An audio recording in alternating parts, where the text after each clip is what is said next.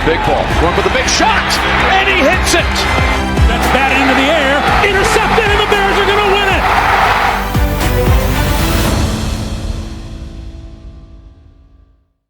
The initial wave of free agency is officially in the books for the Chicago Bears and 32 other NFL franchises. That means it's time to really start looking forward to the 2026 NFL Draft. Welcome into the Halas Beat, brought to you by the Bear Report.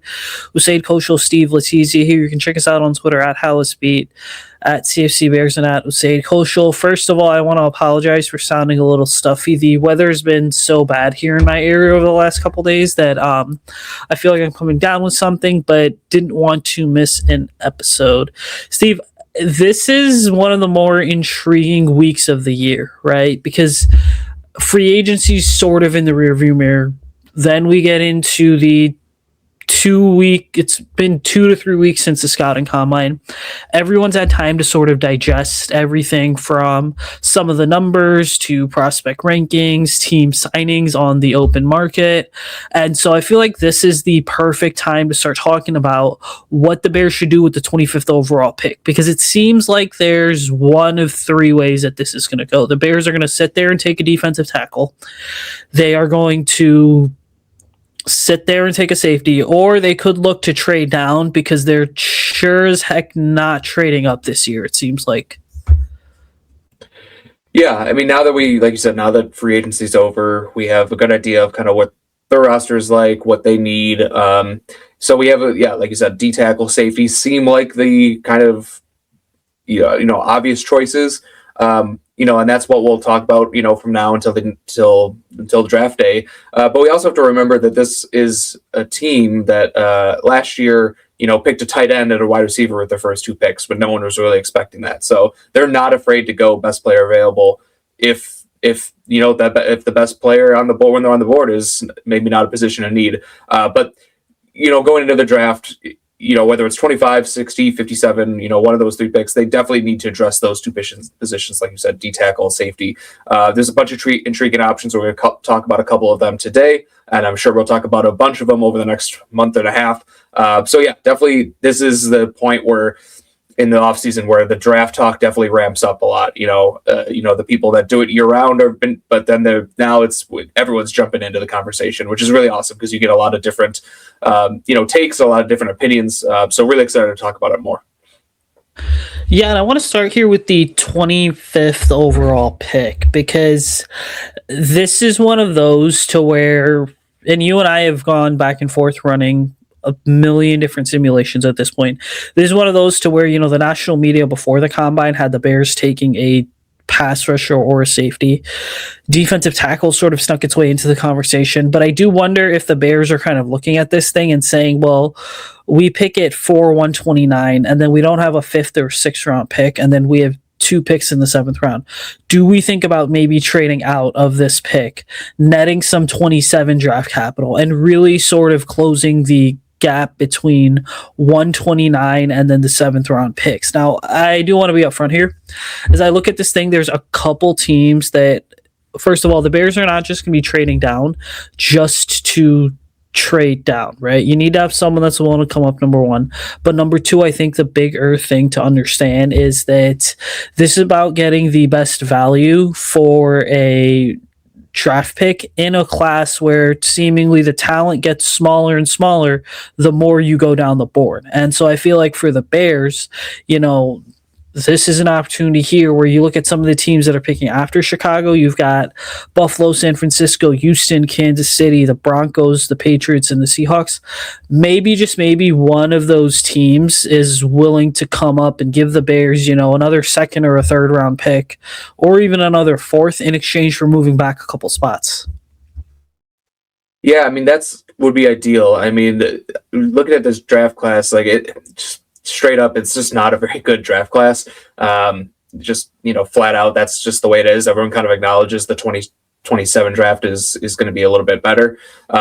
So I think looking to trade down is definitely the play. I tweeted out something the other day about, I don't think the the level of talent, the player you'll get at 25 is not going to be that big of a difference than the players you get at 57 and 60. And some people took that as like a positive sign that it's a very deep draft. In my mind, that's a sign that this is not a very good draft, and the player that they pick at 25 is going to be kind of like a late second round, talent in most drafts.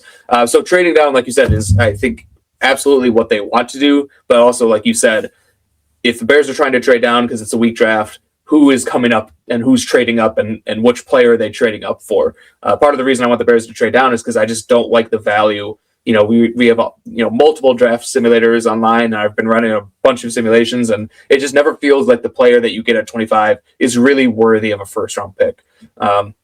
So who you're trading up for, it could be someone falls maybe at a position like, so I think there was a mock draft that someone tweeted, I can't remember who it was. They had the Bears taking Jordan Tyson at 25, a wide receiver. Probably not going to happen. But if a player like that drops to 25, the Bears don't need a wide receiver. Maybe that's what they could trade up. A team might be willing to trade up for him. A team might be willing to trade early. Maybe like a team like the Jets could potentially want to trade up to get that second quarterback, Ty Simpson, because especially with quarterback, you want that fifth-year option. So if you have the 33rd pick in the draft, they might be willing to trade up into the first round just so they get that fifth-year option on the quarterback. So that might, even though Ty Simpson isn't maybe not really worth the 25th pick, they still might want to get that fifth-year option. So that might be something that comes into play. Kind of that's the situation the Bears would need in order to trade up. It'd have to be an unexpected person falling at a position that the Bears don't really need, or maybe a quarterback there. But if they can get that, that's absolutely, I think, what they should do. When you say, you also mentioned, picking up because they have that big gap from 129 to 240 or whatever it is. One of the things that, Brian Poles did a podcast with Todd McShay like a month ago, and he mentioned that the Bears have a very small draft board. It's just pretty much every year they have a pretty small draft board in relation to the NFL. And he said that this year they're going to have an even smaller draft board, probably around 100 players. So I'm not so sure that they are really interested in getting those fifth round picks this year specifically, because I just feel like they have just 100 guys on their board. They're going to be struggling to fill that out. So it might be a situation where they want to maybe trade down, but then trade up from 80, like trade 25 and 89 for 33 and 60, or like 65, something like that. So you basically trade down a few slots in the first round, but then move your third round pick up a little bit. That is a trade that I think they might be, a little bit more interested in making. You see, it's hard for this team right now because, I look at, let's just say Kansas City, for example. You've got 240, 374, and 4109. Okay.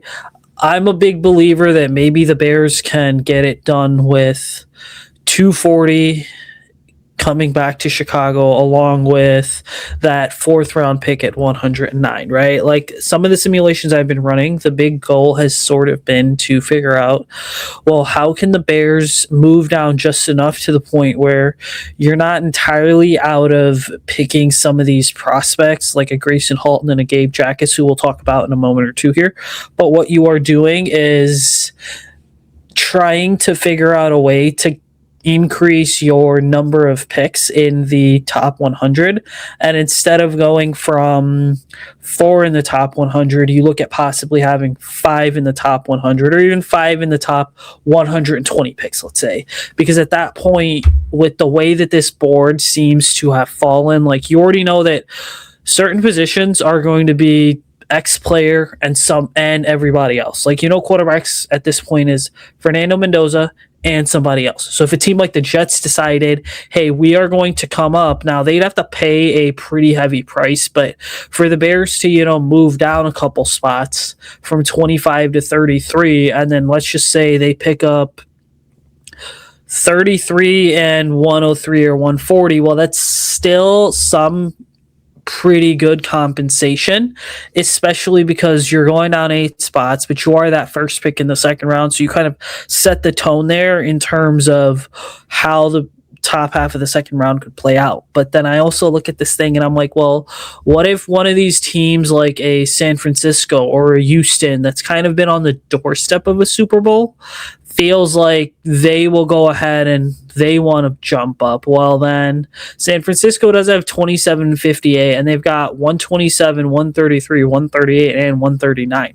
So maybe San Francisco says, hey, we'll give you guys, whatever that second 27 and then a couple of our fourth round picks in exchange to move up a couple spots.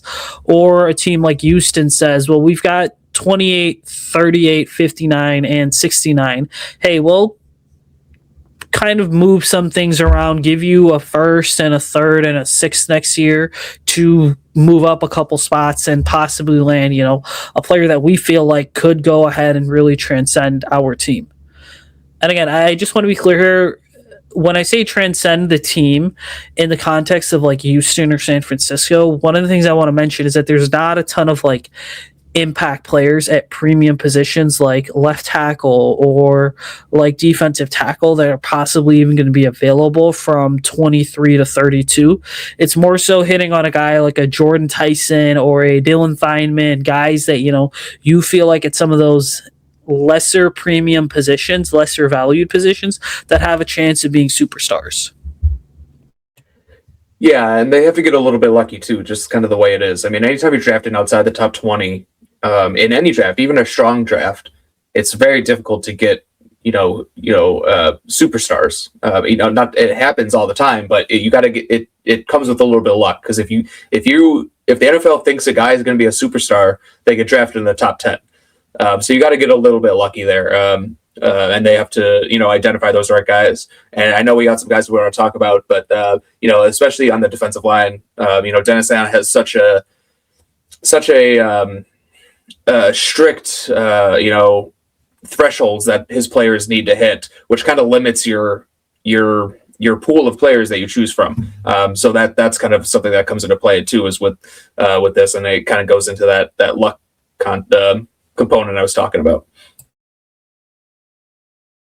And you talk about hitting specific thresholds. It really seemed like this past weekend, and we're recording this on Monday, March 16th, because we're both traveling later on in the week, but it really seems like two of the players that Bears fans are pounding the table for and are convinced are going to be Dennis Allen fits and need to be in Bears uniforms are Oklahoma Sooners defensive tackle Gracen Halton and then Illinois defensive end Gabe Jacas. Now, I'm going to be honest with you guys. I do fully believe that Jacas has everything needed to fit into what the Bears are trying to do. Halton is a little bit undersized. The projections on him seem to be all over the place, but ultimately so many people with him lean toward, hey, if he's a guy that hits, then you're going to get one of the steals of the draft, right? In the sense that he's going to be the type of player that, falls to the second round, but goes on to be a superstar at his position for the next 7 to 10 years almost. So, Steve, you put some film clips together. Let's just get into Gracen Halton and his tape, because if he's a name that's not on your radar, we want to convince you as to why he should be on your radar. Yeah, and let's start with kind of what Dennis Allen wants in a D tackle, because I think there's some confusion on that on Bears Twitter. So you can see kind of his tape here, but what Dennis Allen wants out of his D tackles is he wants those undersized guys who are quicker and it can get upfield and get into that backfield. You can see how quick Gracen Halton's first step is. That's exactly what Dennis Allen wants. He doesn't necessarily want those 320-pound space eaters who are going to be two gapping and controlling the offensive line and letting their linebackers behind them make plays. He wants his guys to attack upfield, attack that gap like he just did there, get into the backfield and create disruption. So those guys are usually smaller in stature. I know Butkus Stats on Twitter, Q, is a really great Bears follower. He tweeted out some of the metrics from players that Dennis Allen, defensive tackles that Dennis Allen drafted or had on his teams in the past, and they were typically under 300 pounds. Gracen Halton measured in at almost 6'3", 293 pounds, with a little bit shorter arms. So he fits exactly that mold from a physical standpoint. And you can see from here his really good first step, really violent hands. He's a little bit out of control at times, as you can also see here. But I'd rather have a guy who is aggressive and a little bit out of control and kind of rein them back a little bit than a guy who's passive and not physical, who you have to kind of get that out of him. So I think that's why he really does fit what Dennis Allen does. And, he is a little bit undersized. So with those guys, you typically worry about them in the run game and everything. But you can see right there, him holding up against that double team at the Senior Bowl. And watching his tape, he actually does play the run pretty well. You can see them there using his length, stacking, shedding, and finding the ball carrier. Not only does he, not get moved off the ball very much, but he also does a really good job at finding the ball, which is a really underrated skill for college defensive linemen. They might be able to shed the block and they look up and the running back is in a different hole, 5 yards behind him. So he's got really good awareness, really good feel for the game. But it's really that first step, that lightning quick first step, that is going to get him drafted higher than most people think.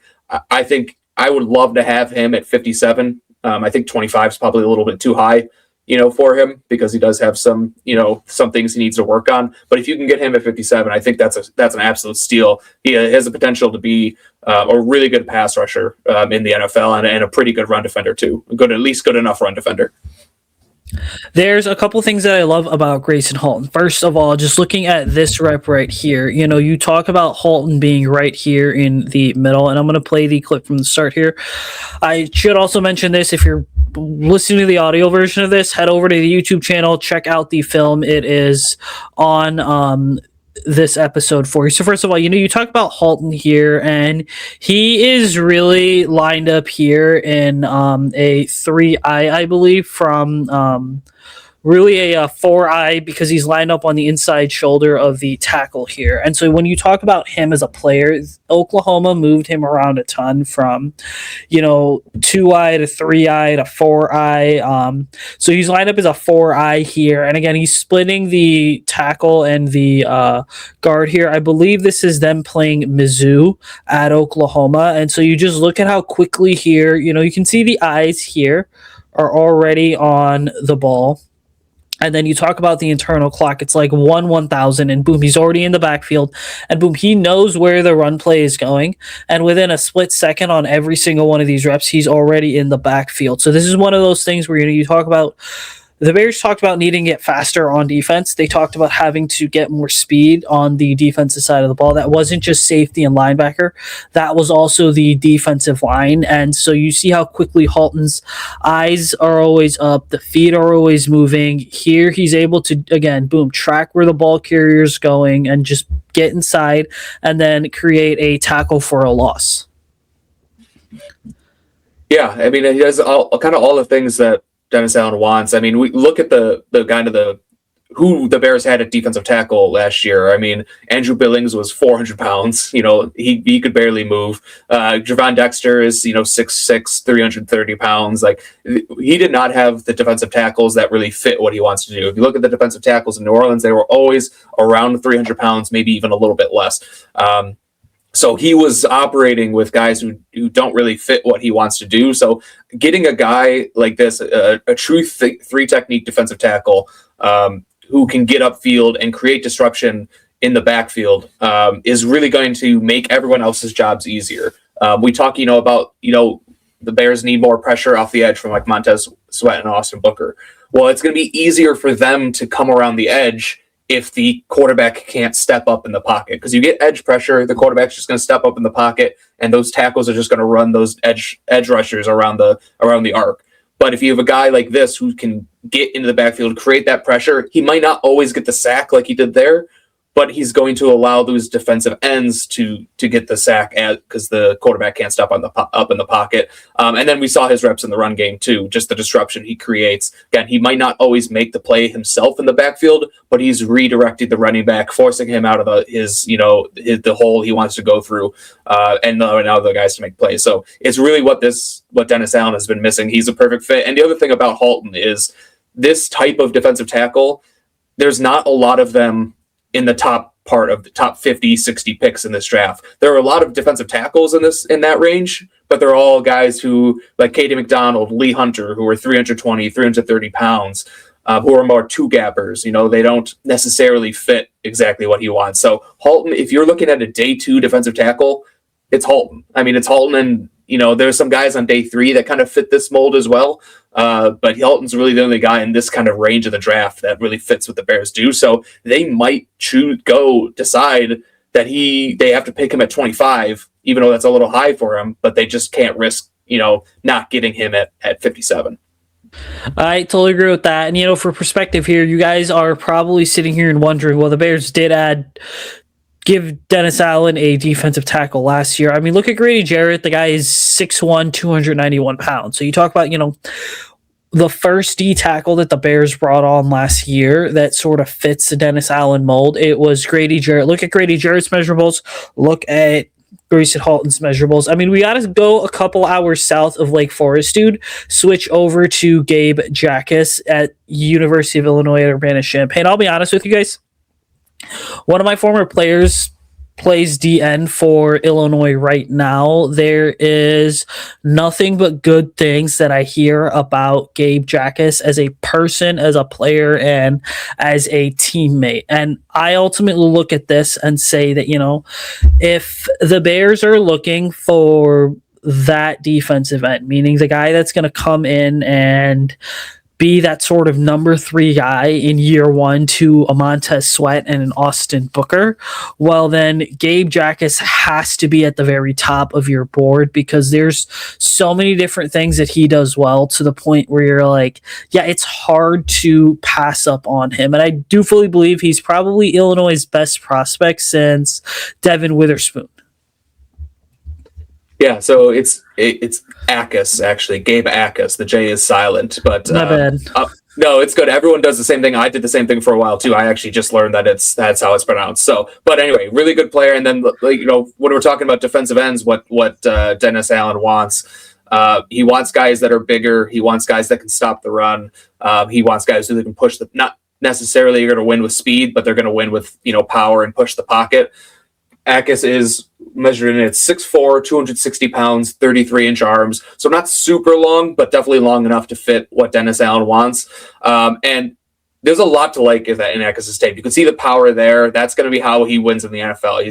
He's primarily a power rusher who does a really good job converting speed to power, but he also can work off of that as well. You just saw that inside move there. Very quick, very fluid. He might not have, the athleticism to consistently win around the edge in the NFL, but he has enough burst to at least threaten it a little bit to allow his power to play up. At least offensive tacklers are going to have to respect, his speed enough where they can catch guys off guard with his power or with an inside move.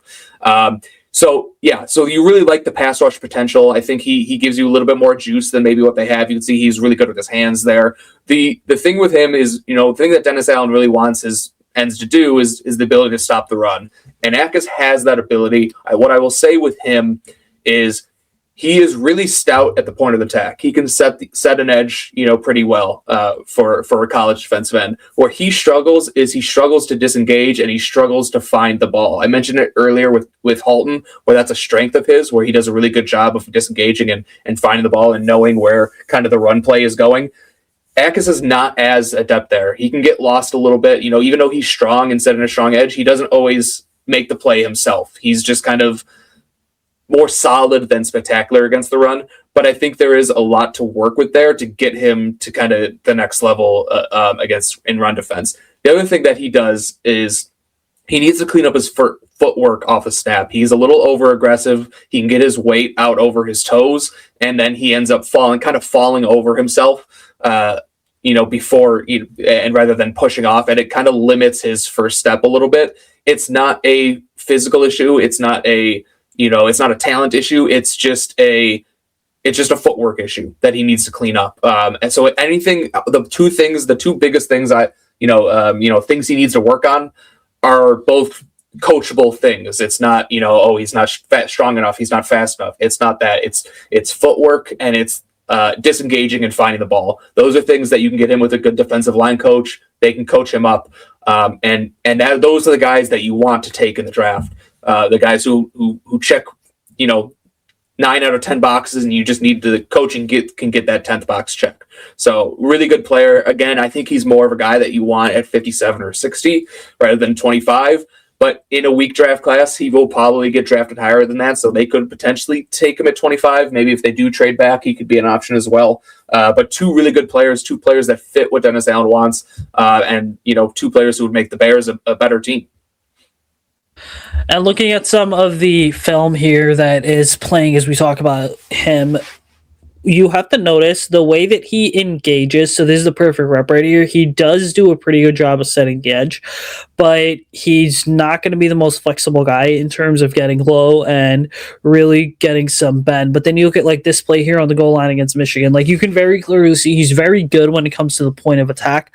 When it comes to shedding players and driving off the blocks, that's something there where like against Iowa, he unfortunately, failed to effectively do. And then he kind of just gets stood up when he gets stopped in his tracks. He's not able to shed the block effectively, but he is a guy that I believe is going to be a little bit of a multiplier here. And the reason for that is because he will create opportunities for other players. He will be the type of guy to where his fit to me is going to be interesting, because I know Illinois runs primarily an even front, aka a 4-down front. I do wonder though if NFL teams really start experimenting with him being a 3-down defensive end or a true outside linebacker where he's standing up on the line of scrimmage in a 4-man front. It's one of those things where you could see him doing either or, but you can certainly see there's power, speed, finesse there. He's setting the edge powerfully. And like you mentioned, stuff like getting off the blocks and disengaging at the point of attack are things that, especially when he gets stood up, just things that he has to work on. But he's a very well-rounded prospect overall. Yeah, and the other thing that Dennis Allen really wants, it's one thing to be big, and it's one thing to be able to stop the run, but he wants guys who play with violence.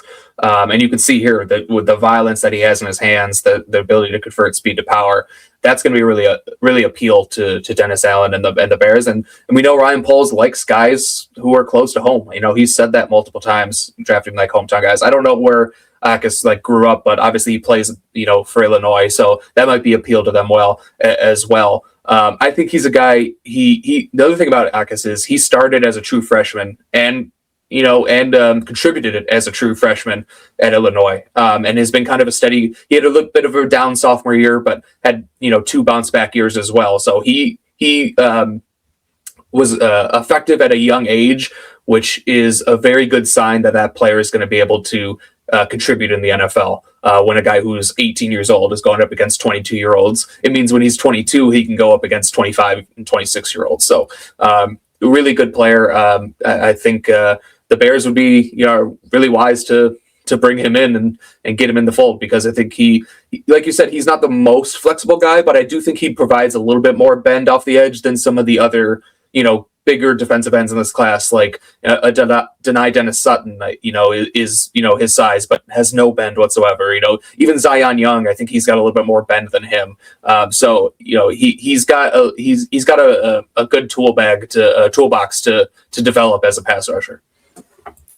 He certainly does, and that's why he should be on your radar. I got to shift the conversation away from the defensive line now and talk about the secondary, because the Bears signed Cam Lewis in free agency. Nashawn Wright's obviously gone. Cam Lewis is 5'8", 5'9". He's too small to be playing boundary or field corner in this defense. Yes, Tyree Stevenson's back. The status of Zay Frazier is TBD at this point. Obviously, it seems like he'll be back and healthy, which is good, because the Bears kept whatever he was dealing with quiet as a rookie.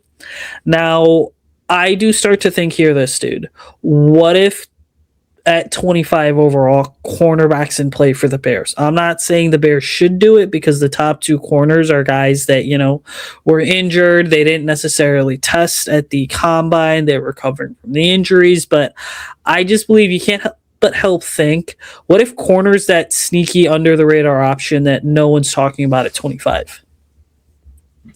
Like I said earlier, no one expected the Bears to go tight end last year and then wide receiver in the second round. They're not going to pigeonhole themselves into taking a defensive lineman just because they need one. They're not going to take the 50th guy on their board when the 25th guy on their board is available.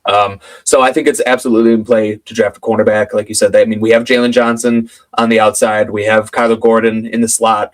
But that second cornerback slot, it could be Zach Frazier, it could be Tyreek Stevenson. They have op guys, but they don't really have an answer yet. Like one of those guys might step up and turn into a really good player, but we can't just necessarily expect that to happen. So I think cornerback is absolutely in play.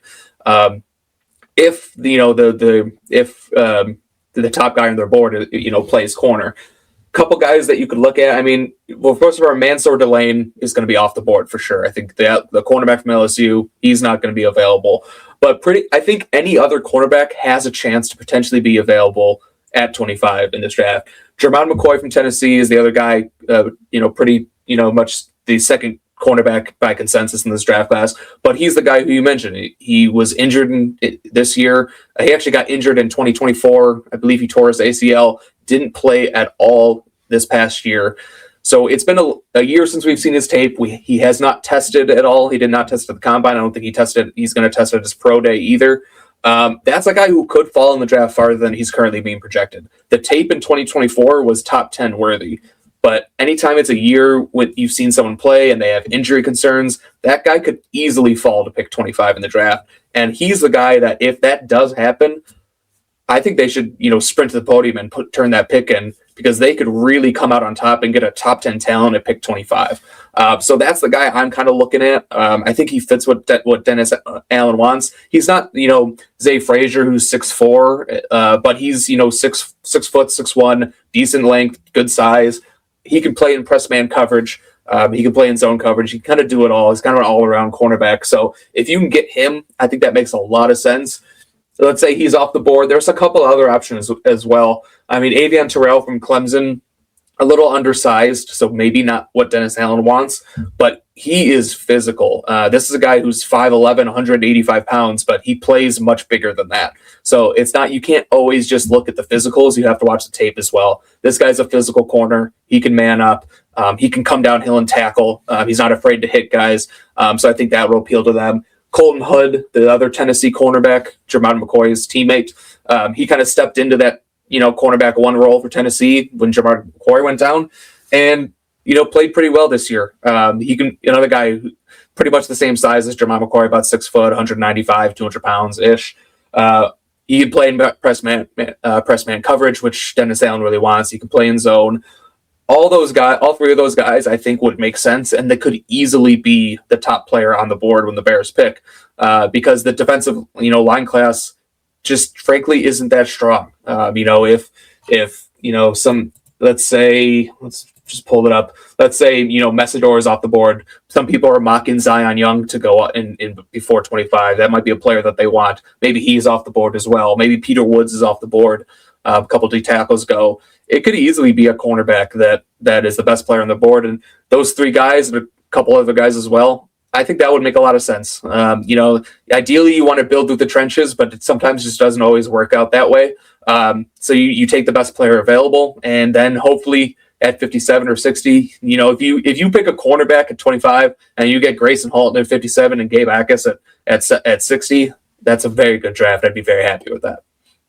Yeah, I mean, if you can come away with 3 of your first 4 draft picks essentially being these studs, then you are in a position to where you're going to go ahead and you are going to significantly alter the outlook of your defense for 2026, but also 27, 28, and 29. And see, the cornerback conversation is interesting for me because I feel like at some point, whether it's 25 or 129 or even 239 and 241, we're going to see the Bears take a corner.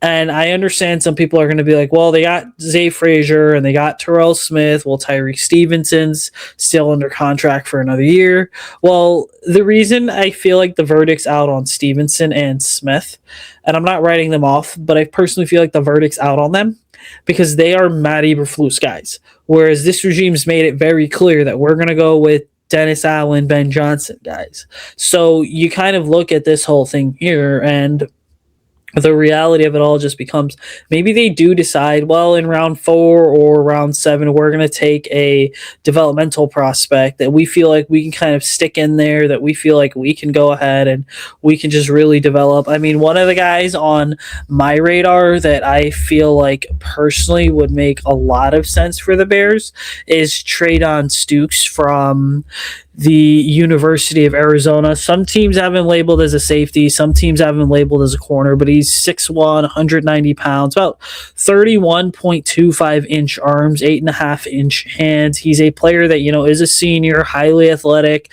is able to go ahead and really excel when it comes to his long speed. He seems to be versatile. You can put him in the slot. You can put him as a field or boundary corner. He's just sort of one of those do-it-all defensive backs. And I feel like Stukes is a player that's not getting a ton of love right now, but he should be a name to know over the next 6 weeks here.